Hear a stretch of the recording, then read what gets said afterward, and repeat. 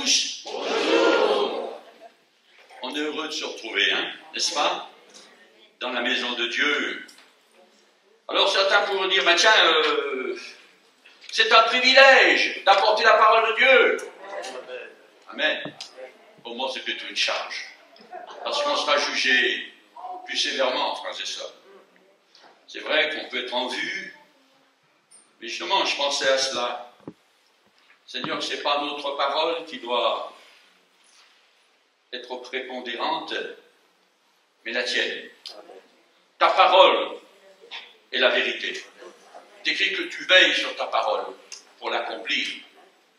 Je me suis régalé la semaine dernière. Merci pour cette parole que le Saint-Esprit m'avait mis sur le cœur de mon frère Jefferson.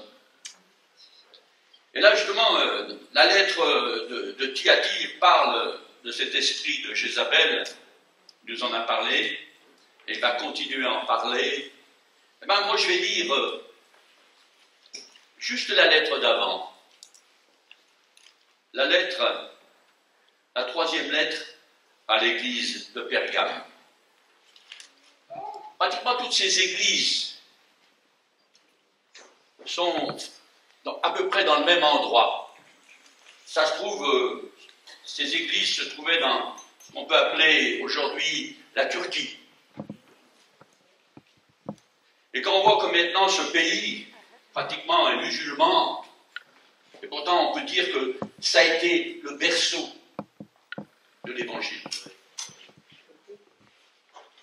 Et si ces endroits maintenant sont musulmans, c'est peut-être aussi que les églises, parce qu'il n'y en a pas une, les églises peut-être, et c'est sûr, se sont refroidies. Alors, frères et sœurs, c'est bon d'ouvrir non seulement nos oreilles, mais aussi nos cœurs, parce que je crois que ces choses ont été écrites, comme le dit la parole, pour nous servir d'exemple. Alors, il y a des choses qui vont être peut-être dites, mais attention, aucun jugement. Parce que souvent, on dit, bah, tiens, il parle comme ça, parce qu'il a entendu ça. Dieu m'est témoin, frères et sœurs. Pas de cela. Mais laissons la parole nous parler. Au travers du simple serviteur que je suis, frères et sœurs. Qui suis-je? Alors, on va lire. Et ce qui me plaît surtout, je m'arrêterai sur une petite partie d'un certain verset, du verset 17, seulement quelques mots, frères et sœurs. C'est à celui qui vaincra, je donnerai de la manne cachée. Je viendrai là-dessus tout à l'heure, mais il ne faut pas enlever le texte du contexte, ou un verset de son contexte. Donc je vais vous lire la lettre à l'église de Pergame.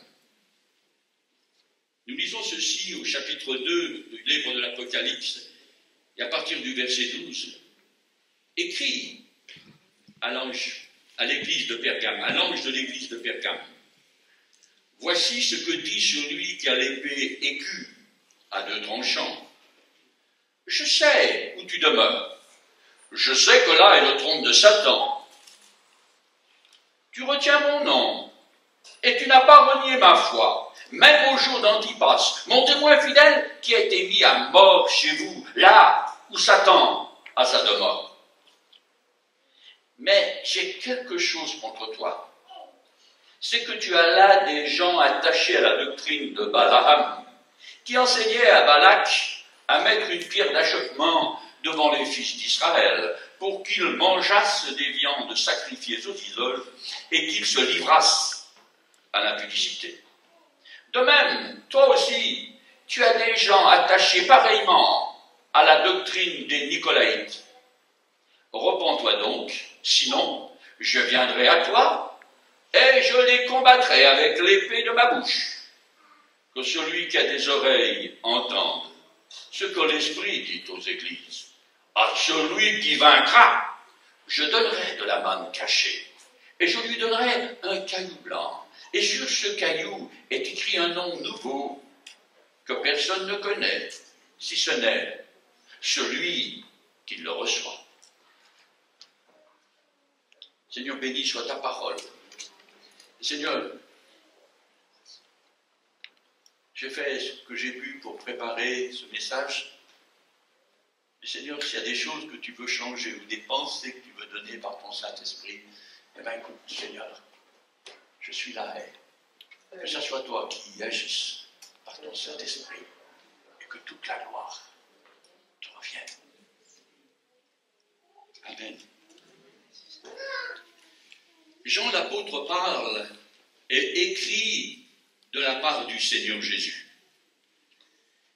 Il écrit ces mots à cette église de Pergame pour la mettre en garde. Comme je l'ai dit, ces choses ont été écrites pour nous servir d'exemple. Voici ce que dit, pourrait-on dire, Jésus, celui qui a l'épée aiguë à deux tranchants. C'est lui, c'est Jésus qui parle. Et là, on l'a lu, il est question dans cette ville, c'est le siège où le trône de Satan, vous vous rendez compte, c'est pas rien. Alors, quand on lit la parole, il est bien de rechercher le contexte de l'époque. Alors j'ai fait des recherches.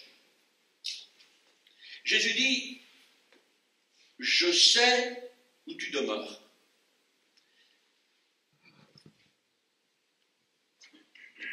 Il sait où tu habites. Il sait dans quelle église tu viens.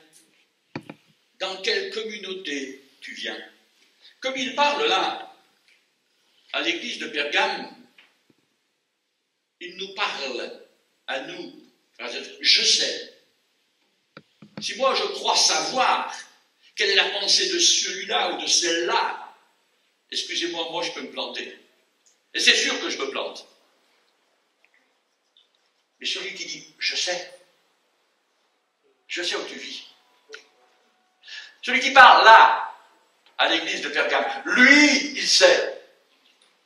Il sait où tu en es. Il sait où j'en suis, mon frère, ma soeur. Il le sait.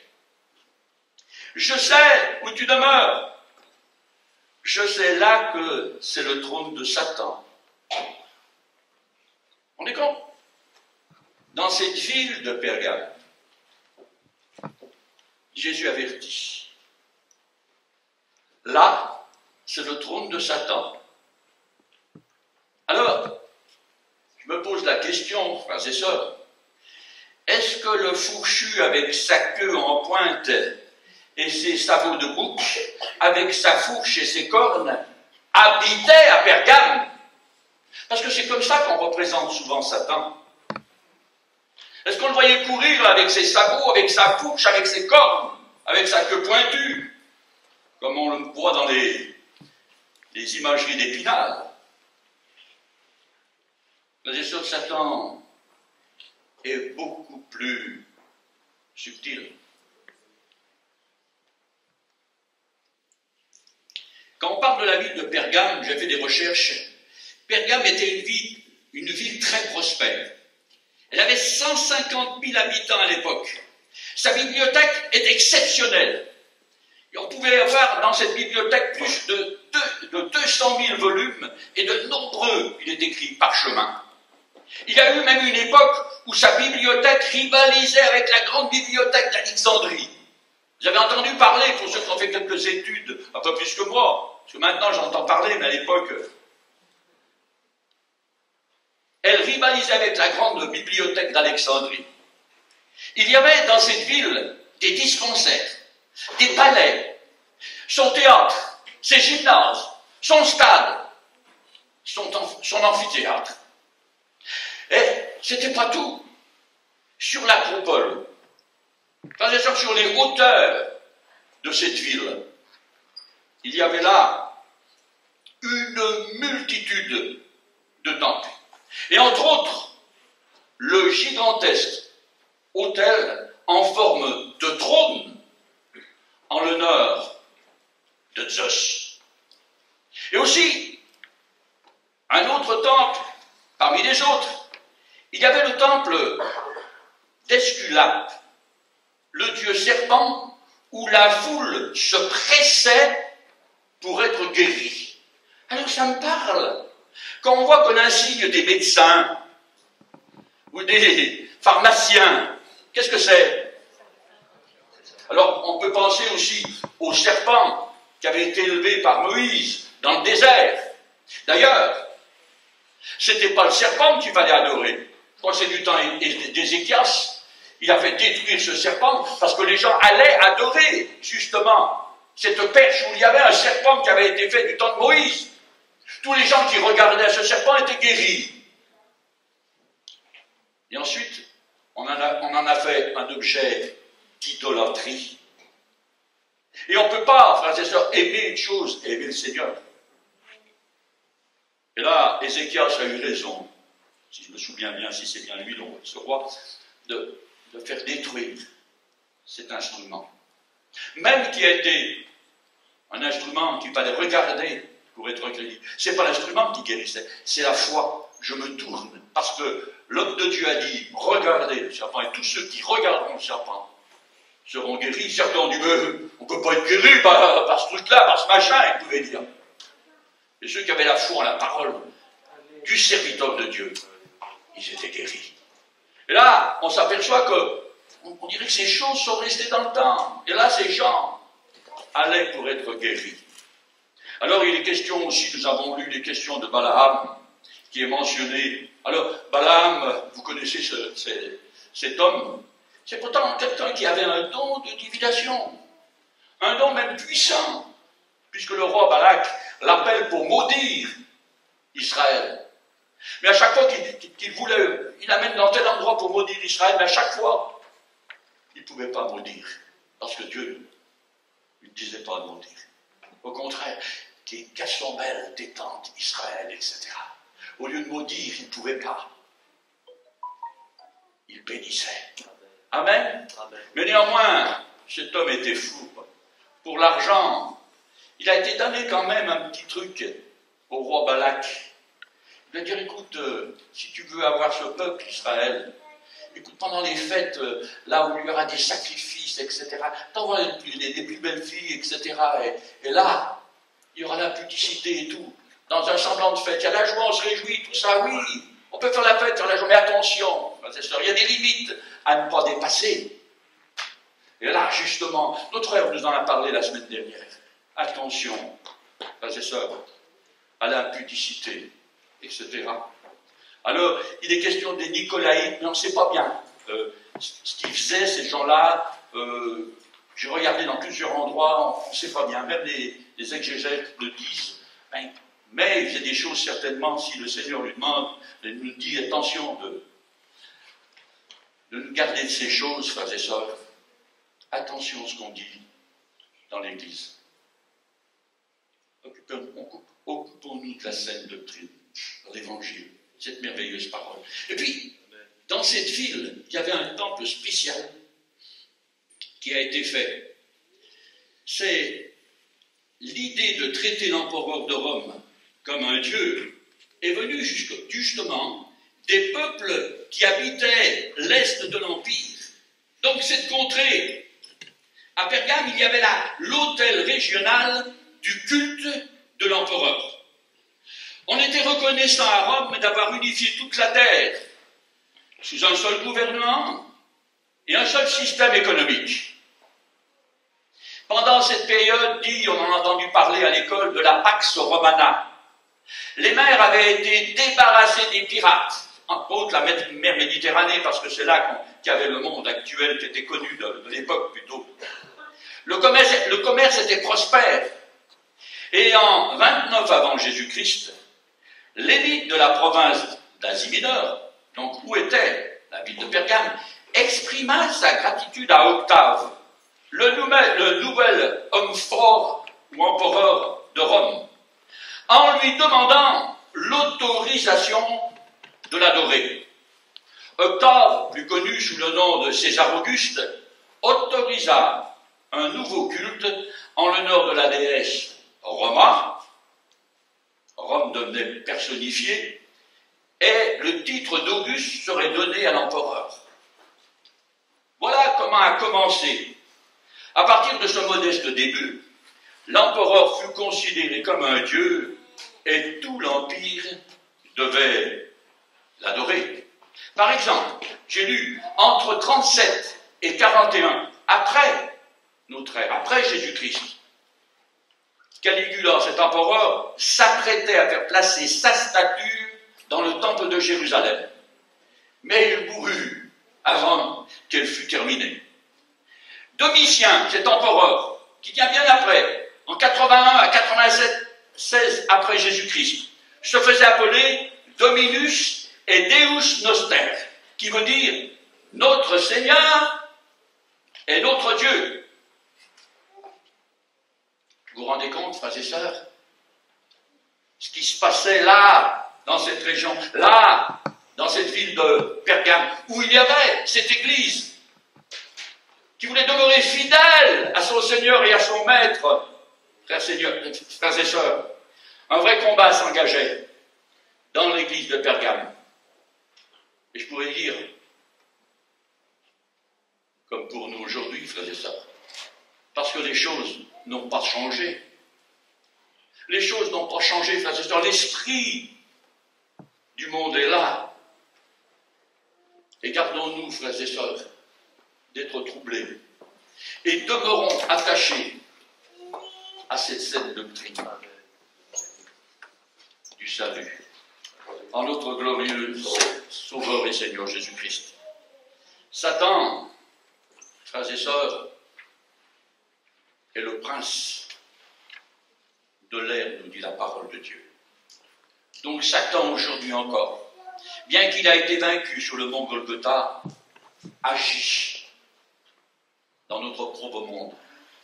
Et il agissait même, il essayait d'agir dans cette église de Pergame. Et il y arrivait en partie. C'est pour ça que là, l'Esprit les met en garde. Attention, je sais où tu habites. Mais il y a quelque chose de fantastique, frères et sœurs. Je sais où tu habites. Tu habites là, dans ce lieu où il y a le trône de Satan. Mais je remarque une chose. C'est que le Seigneur qui parle là par la bouche de Jean ne leur dit pas « Sortez de ce lieu ». Pas du tout. À Sodome et Gomorrhe, l'Éternel a parlé. Et il a dit au neveu d'Abraham, à Lot et à sa famille, sortez, l'ange était là. Mais là, dans le Nouveau Testament, il ne leur dit pas de sortir. Au contraire, là où Satan agit, là dans notre pauvre monde où Satan vit, dans notre ville, dans notre village, frères et sœurs, nous devons être des phares, nous devons être le sel de la terre, nous devons être la lumière du monde. Et Dieu doit se voir au travers de nous, par nos agissements. Et là, il y avait un combat terrible. Je me mets à la place de Jean quand il reçoit cette révélation. Et sur l'église de Pergame, il y avait une pression. Comme sur notre église, frères et sœurs, il y a aussi une pression. Parce que Satan en veut à mort à l'église de Jésus-Christ. Nous sommes la cible de l'adversaire. Alors, frères et sœurs, attendons-nous à notre Seigneur Jésus. Mais nous sommes de ceux et celles qui ont vaincu. Nous avons mis nos vies, frères et sœurs, un jour, parce qu'on a été touchés par le Saint-Esprit. On a mis nos vies dans les mains percées de notre Seigneur Jésus-Christ, frères et sœurs. Dans ce merveilleux salut qu'il a accompli pour nous sur la croix, à Golgotha. Alors, frères et sœurs, merci. Là est notre victoire. Notre victoire s'appelle Jésus. Amen. C'est là notre victoire, frères et sœurs. Ne l'oublions pas. François n'est rien, le pasteur n'est rien. Nous ne sommes rien. Il est tout, en tous. Il est écrit dans la parole de Dieu. C'est Jésus notre victoire, frères et sœurs. Alors, demeurons attachés à Jésus, à sa personne. Mais si nous sommes vraiment attachés à Jésus, à sa personne, ça doit se voir par nos agissements. Ça doit se voir dans nos vies, frères et sœurs. Amen. Ce sang précieux a coulé sur le mont du Calvaire. Il est l'agneau de Dieu, dira Jean-Baptiste, qui ôte le péché du monde. Il est venu spécialement pour enlever notre condamnation. Là, frères et sœurs, est la sainte doctrine. Pour ceux qui ont d'autres doctrines, comme celle de Balaam ou des Nicolaïtes, on voit là encore, frères et sœurs,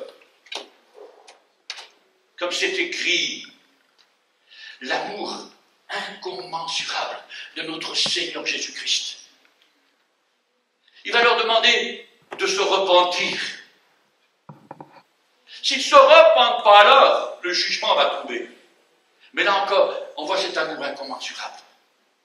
Il ne veut pas laisser tomber le pécheur, quel qu'il soit, frères et sœurs. Il nous aime. Notre âme a du prix à ses yeux, frères et sœurs. Et l'âme de nos frères et sœurs, de ceux même qui ne sont pas encore nos frères et sœurs de l'extérieur, qui ne sont pas encore convertis, est précieuse aux yeux de Dieu. Amen. Par contre, il est écrit, pour celles et ceux qui ont vaincu, il y a une récompense. Amen. Il y a une récompense. Et quelle est cette récompense? Au verset 7, au verset 17, je donnerai de la manne cachée à ceux qui ont vaincu. Il est question à celui qui vaincra, je lui donnerai de la manne cachée. Alors où sont ceux et celles qui ont vaincu? Levez la main. Bon alors, ceux qui n'ont pas vaincu, levez la main. Bon, vous avez tous vaincu, quoi. Maintenant, nous sommes, vous êtes des vainqueurs. Je l'ai déjà dit, vous êtes des vainqueurs. Amen. Mais par contre, la manne est cachée. Alors, le problème est là. Est-ce que tu veux bien aller chercher la manne cachée? Le problème est là. Il y a quelque chose de caché. Ben, je sais que c'est caché. Et le Seigneur nous donne cette manne, frères et sœurs, cachée. Et c'est pas n'importe quoi, la manne. Ça nous rapporte à l'Ancien Testament, frères et sœurs, du temps de Moïse. Chaque jour, le peuple hébreu devait sortir pour ramasser la manne. Il devait sortir pour avoir cette nourriture quotidienne. De la même manière, frères et sœurs, vous et moi, ce peuple de vainqueurs, nous devons nous nourrir de cette manne cachée. Jésus est le pain de vie, la parole de Dieu est la parole de Dieu, elle est la vérité, frères et sœurs. Et toi et moi, on doit s'en nourrir, frères et sœurs. Amen. Je donnerai à ceux qui vaincront de la manne cachée. Amen. Cette manne cachée est la nourriture de la vie cachée avec Jésus-Christ.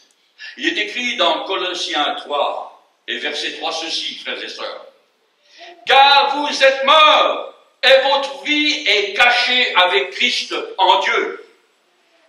On ne doit pas voir François, on doit voir Christ Jésus au travers de lui, tout simplement. Bien sûr. Amen.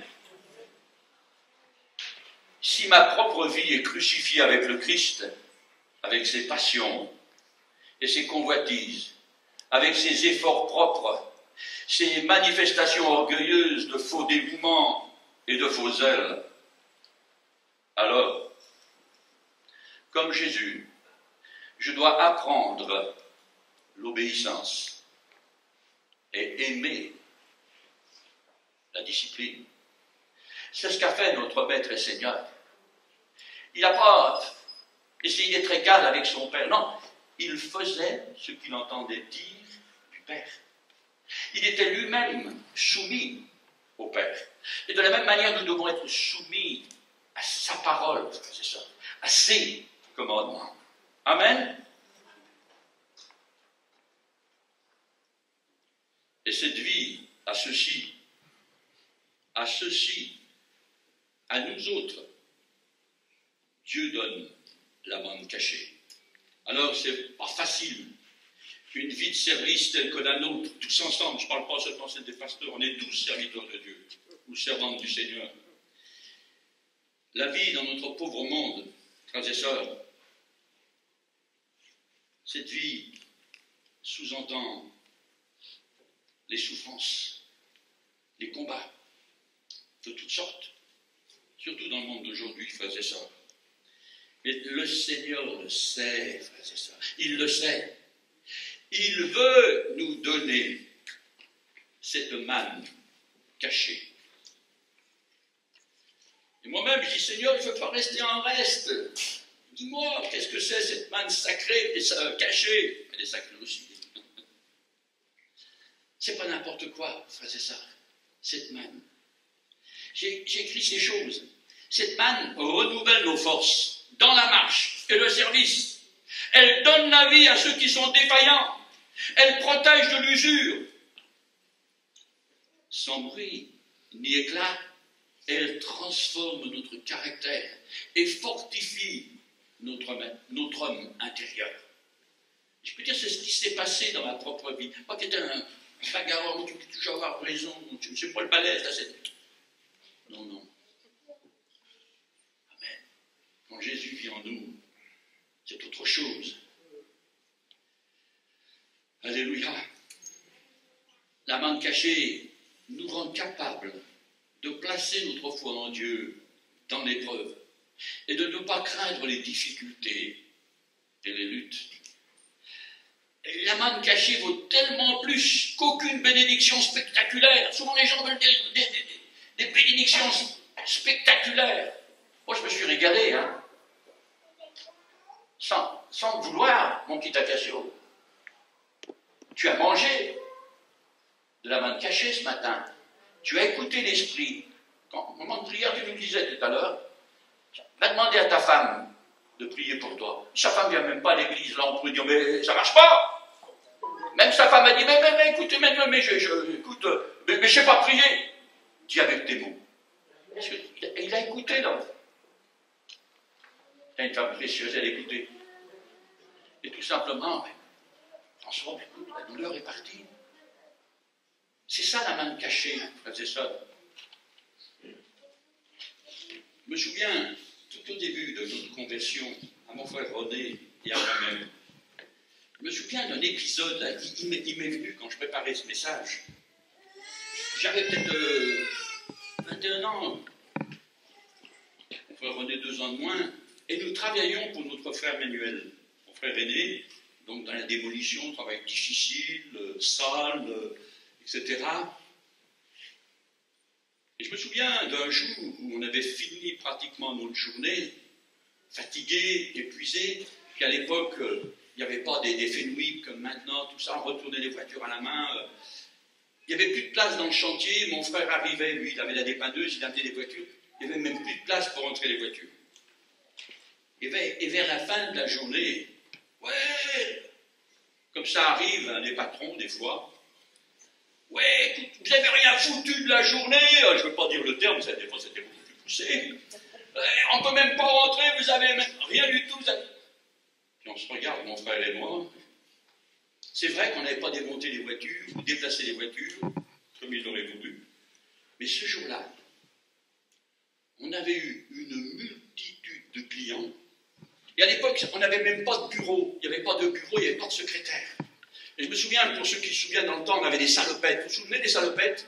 Avec la grosse poche là. Alors, il n'y avait pas de bureau, tout ça, mais à chaque fois que le client me prenait un moteur, un démarreur, ci ou ça, un petit carnet, je mettais sur le petit carnet. C'était là la banque. Et puis, ils nous disputent en fin de journée, tout ça. Tellement qu'on s'était donné tout ça, à un moment donné, mon frère René, il criait plus fort que moi. Il est venu au Seigneur après. Moi, il y avait déjà un petit travail qui s'était fait, je venais déjà à l'église. Et en fin de journée, comme ça, je dis à mon frère aîné, qui est le patron, Je dis, voilà pourquoi on n'a pas pu. Et je sors le pactole. À l'époque, c'était tout en liquide, tout ça, il n'y avait pas de carte. Je parle de ça il y a 50 ans à l'arrière. Et quand il a vu le pactole, il a commencé à compter. Ben voilà, c'est pour ça qu'on n'a pas pu imaginer. On s'est occupé des clients. On a engrangé autre chose. Et on est partis tous les deux. Mais avec les paroles qu'il nous avait dites, vous savez, les paroles, excusez-moi, les frangins, excusez-moi. Et les paroles, ça nous arrive à blesser. Et là, qu'est-ce qu'on a fait avec mon frère René? On partait, on était encore chez mes parents. Et juste avant d'arriver au village, il y a un petit chemin là sur la droite, direction du village. Et là, j'ai dit à René, si ça ne fait rien, on va s'arrêter. Puis on va prier pour notre frère Manuel. Il dit, François, j'allais justement te le demander. Et là, frères et sœurs, fatigués, enguirlandés en plus, on s'est arrêté. On a arrêté la voiture, là. Il y avait un champ où l'herbe avait été coupée, on a pu rentrer dans le champ. Et puis là, avec mon frère René, on s'est mis à crier à Dieu pour notre frère. On a demandé, Seigneur, bénis-le, Seigneur, il ne comprend pas, Seigneur, mets la paix dans notre cœur. Nous l'aimons, Seigneur. Et puis, frères et sœurs, moi j'appelle ça une bouffée d'éternité. À ce moment-là, c'est comme cette manne cachée qui sort là. Une bouffée d'éternité. Vous sentez une présence de Dieu, une présence du Saint-Esprit en vous.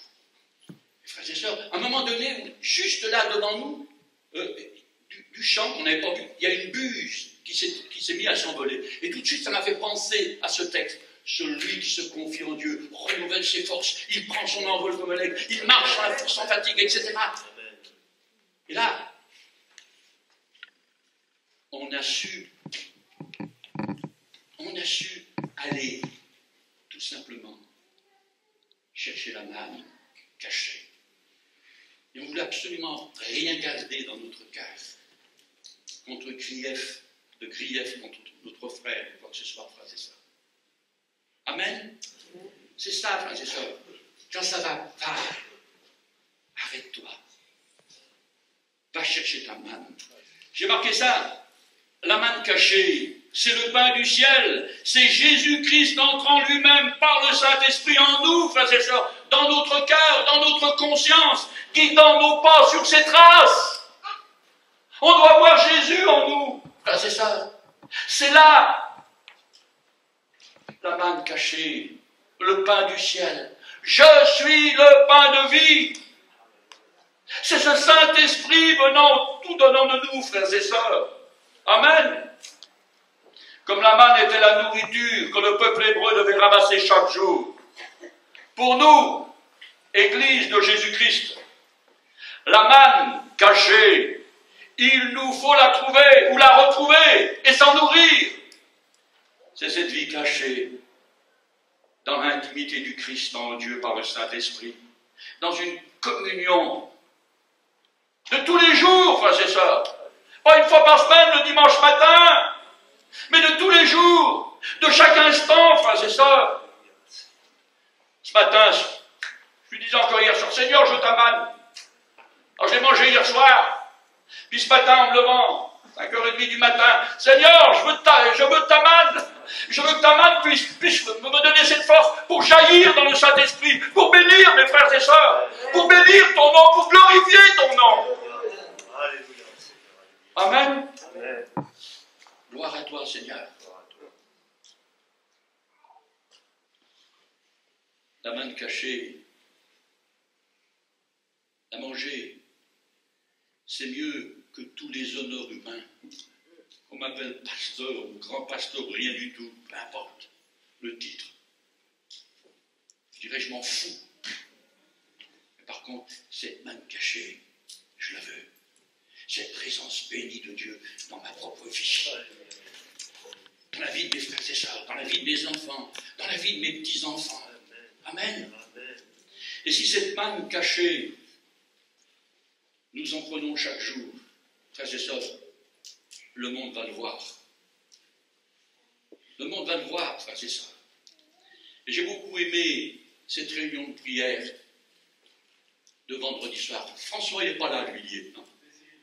Ah, je t'ai pas vu, excuse-moi. Avec ton masque, je t'ai pas reconnu. Mais il est là. J'ai beaucoup aimé. Il y a un serviteur de Dieu chinois qui en prenait tous les jours. 23 ans prisonnier dans les geôles de Chine. Tous les jours. Pourtant, c'était un des plus grands pasteurs de Chine. Et quand il a été mis en prison, il connaissait la parole de Dieu, il connaissait l'évangile. Mais il ne connaissait pas encore la manne cachée. Et là, il nous l'a dit, il y a comment dirais-je, un journaliste qui est venu interviewer cet homme après 23 ans d'incarcération dans les geôles de Chine. Et il dit, mais comment ça se fait que vous avez cette foi, ce rayonnement, 23 ans de prison. Il est rentré en prison, il avait une soixantaine d'années, il est ressorti 23 ans après, donc ça fait 83 ans. Et même à 83 ans, maigre comme ça, on voit les photos, il va répondre à ce journaliste. Il y avait là la présence de Dieu. Il n'a pas parlé de manne cachée, mais c'était évident qu'il la prenait chaque jour. Alors, le journaliste lui a posé cette question, mais il a dit, mon ami, qu'est-ce qu'il faut faire? Alors, pour avoir ce que vous avez, est-ce qu'il faut que j'aille dans une cellule pendant 23 ans comme vous? Et quelque part, cet homme de Dieu plein de sagesse, qui lui avait mangé chaque jour de cette manne cachée,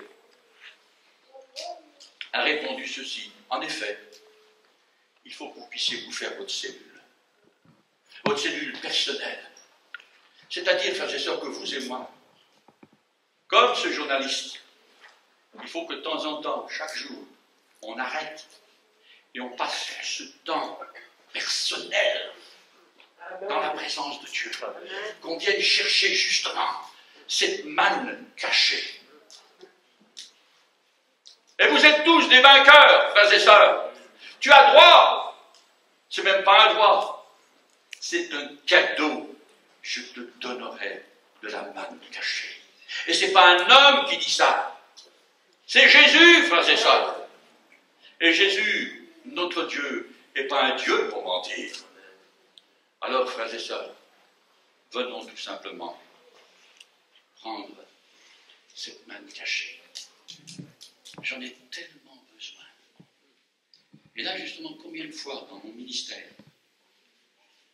plus de 50 ans de conversion, il y a des moments où ça n'allait pas dans l'église. Dans des moments où ça n'allait pas dans mon couple, parce que comme tout le monde, ça... de temps en temps, je me retirais tout seul. Et comme le dit si bien la parole de Dieu, entre dans ta chambre, ferme la porte, et prie ton Père, qui est dans le lieu secret. C'est là, frères et sœurs, la manne cachée. Alors, frères et sœurs, là, voyez, vraiment de ma part, aucun jugement. À partir d'aujourd'hui, si tu l'as oublié, elle est là, la manne. Elle est là, la manne.